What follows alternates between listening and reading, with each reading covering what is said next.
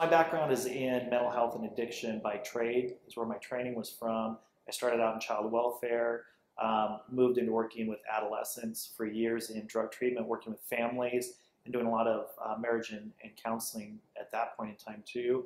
I then moved on and worked in state and federal prisons doing mental health and addiction treatment in the prisons, and then by a twist of fate ended up hired by the state and was put on faculty at Washington State University. So I worked for Washington State University for 16 years.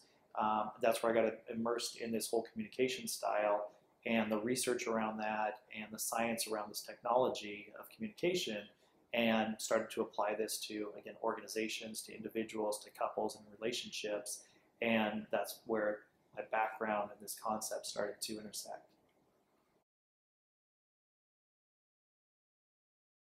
The communication style that we learn about in the workshop that I teach in these workshops has to do with a method of communication that has massive amounts of research behind it.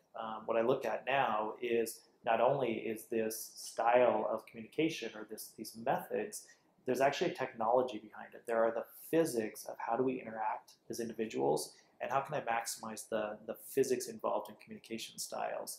So it's not just the world according to Casey's thinking or these specific books. This gets into the physics of how we interact with each other, the physics of how we listen to each other, and the research and technology behind that. It's applicable across cultures. It's internationally understood this way, and so it gets into the way that we approach each other in conversations on that level.